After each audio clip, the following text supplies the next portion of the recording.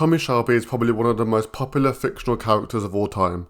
Best known for being the leader of the Peaky Blinders gang, Tommy is an intelligent, practical person who you see go through all the seasons of the Peaky Blinders, who you see go from gang leader to powerful politician. Throughout the TV series of Peaky Blinders, Tommy has had some fascinating dynamics with characters such as his family, enemies and co-workers within the show. Today we'll be looking at his character and taking away 4 main points of how Tommy actually appears so confident in situations. Tommy is put into lots of situations throughout the show, such as life-threatening scenarios, difficult meetings and definitely a fair share of confrontations. But throughout all this, Tommy comes across as a very confident and strong character. So today I'm going to be looking at 4 main points I've analysed from Tommy that normal day-to-day people can use in their life and how they can feel more confident. So the first point is not reacting emotionally in high-pressure situations. Throughout all the seasons, Tommy has been in very confidential situations, and most of the time he handles these with very minimal emotion. You can see in this clip here, Tommy literally has a gun pointed to his head and barely even reacts. Now obviously this is an extreme example and most of you won't have a gun pointing towards your head, but the same applies in day-to-day life with normal people. The less emotional you can appear in scenarios, usually the better. Now obviously this is easier said than done, so if you look at how Tommy can appear so emotionless in these high-pressure situations, it's because he has had a lot of exposure beforehand of these situations. So let me give you an example. Obviously in that scene we see Tommy has a gun to his head and he barely even reacts.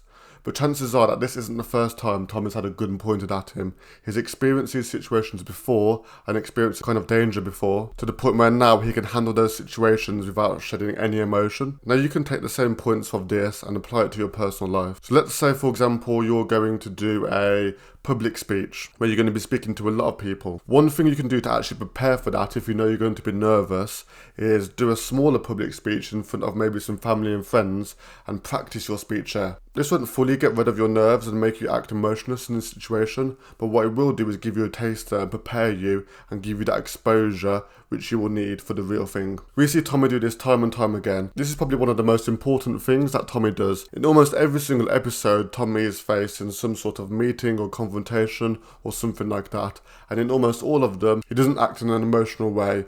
You don't see him shout, you don't see him cry, raise his voice, react irrationally, and only times you ever see him do this really is when he's with his family. That's because Tommy shows a more vulnerable side to his family. The second way Tommy appears more confident is that he uses this key trick where he breaks conversations with a question. Now when there's an important conversation going on, Tommy will often use an erratic question to break the conversation up. And he often does this by ignoring what the other person has asked him and ask his own question instead, not related to what the first person was already asking him. So here's a clip from season 3 where Tommy does this multiple times throughout the conversation. When we feel like we're in a pressurized conversation and people are asking us lots of questions, it's quite submissive just to always respond to that person and lets them take the power of the conversation. So what Tommy does here is, instead of answering question after question from the antagonist, he actually breaks the whole conversation up by asking his own question. Often this question can always be sarcastic as well. And what it does is it shifts the power dynamic in that conversation back towards Tommy. Now this often doesn't work with a lot of things, and a lot of times people will try and stick to their original agenda and try and ask you more questions anyway. Another thing Tommy does is when this tactic is used against him and he's asked questions mid-conversation,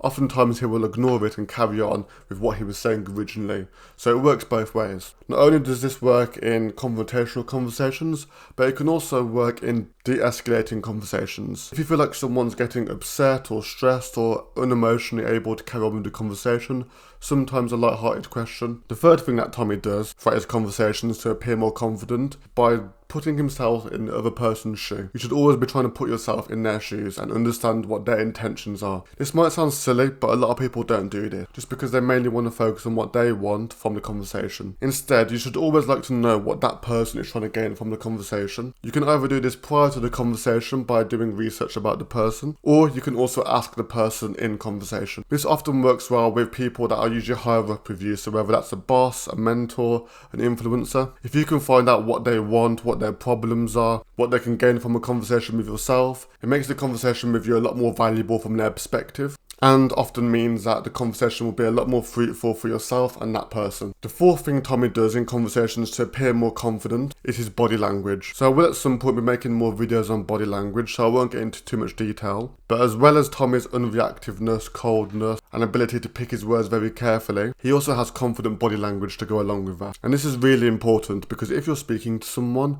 and you're trying to appear confident but deep down you're not, your body language will display that. So one of the things you can do for your body language to make you appear more confident is having strong eye contact. Now, eye contact doesn't mean you have to be staring at the person constantly, because even this can come across quite confrontational. But what that means is you're not necessarily looking around the room, you're making strong eye contact with the person, and if you are going to break eye contact, break to the side instead of looking up or down. One other thing Tommy has, and this is more particular when he's speaking to large groups of people, that he has large body language. So he's often used really big hand gestures. When he sits down, he usually has a big posture, and this also asserts confidence within his body language. There's a lot of other things Tommy does with his body language, but I'm not going to get into all of them into this video. Now these are just 4 small things that Tommy does to appear confident, and 4 things that you can do to appear more confident in your personal life. Now a lot of these things are mainly used in things such as work-related environments, like meetings, when you're meeting new people. But if put together, these 4 things can make you appear more confident within conversations. Don't forget to like and subscribe to the video. I will be posting a lot more videos on Tommy Shelby, body language, confidence, and things of that nature.